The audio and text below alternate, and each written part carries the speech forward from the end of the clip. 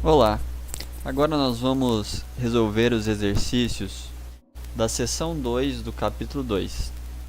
Ela é a quantidade de movimento de um objeto e sua variação. E continuando a numeração, é o exercício 7.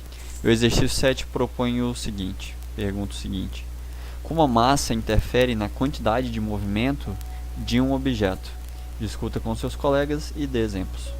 Bom, lembrando que se você está assistindo aqui esse vídeo, é recomendado que você já tenha lido aqui a teoria no capítulo, uma teoria bem pequena,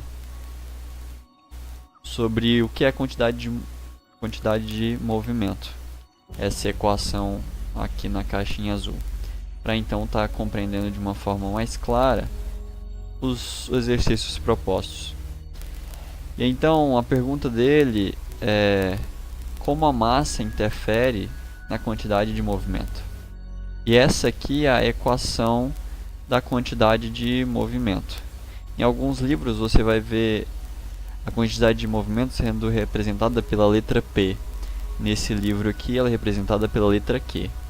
A quantidade de movimento então é igual ao produto da massa com a velocidade, sendo a massa uma grandeza escalar e a velocidade uma grandeza vetorial, modo, direção e sentido. E aí ele pergunta então como a massa afeta a quantidade de movimento. A gente pode pensar então nos objetos aqui, ó, do próximo exercício. Em um caminhão, aqui um caminhão dos bombeiros, e uma bicicleta. E como a quantidade de movimento é o produto da massa com a velocidade, ela é diretamente proporcional à massa e à velocidade, isso significa que se esse caminhão do corpo de bombeiros e essa bicicleta eles estiverem com a mesma velocidade e com a mesma direção e sentido também, deixa eu pegar aqui um outro automóvel para que fique no mesmo sentido dessa bicicleta, para que fique mais fácil a compreensão. Vou pegar aqui um carro. Nossa, esse carro meu ficou fantástico. Esse pode ser esse caminhão aqui, olha só, caminhão grande. O caminhão tem que ser maior que a bicicleta, né? Pera aí, deixa eu diminuir essa bicicleta aqui então. Aí, ok. Então se eles estiverem aqui, ó, com a mesma velocidade, se o caminhão tiver uma velocidade aqui, ó, uma velocidade do caminhão, e a bicicleta também tiver com uma velocidade da bicicleta,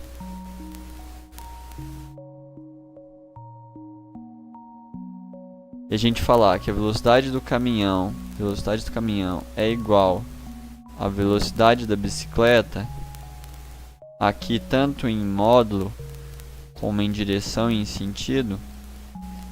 Esse vetor meu aqui não ficou muito bonito, mas então essas duas velocidades são iguais, só que a massa do caminhão é uma massa grande, ó, uma massa grandona, e a massa da bicicleta é uma massa pequena. E se a gente olhar para a quantidade de movimento, que é Q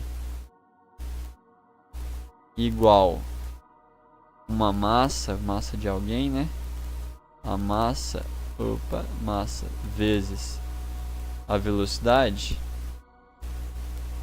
Então, quando a gente olha para a quantidade de movimento do caminhão, qual vai ser ela? Vai ser o produto da massa grande dele. Então a gente pega aqui, ó, coloca a massa grande dele vezes a velocidade dele. Deixa eu tirar essa velocidade aqui, ó. Opa, assim não. Arrasta. Vezes a velocidade do caminhão. E vai dar então a quantidade de movimento do caminhão. Mas aí a gente sabe que a velocidade do caminhão é a mesma da bicicleta. Então eu vou devolver aqui, eu vou pegar a velocidade da bicicleta.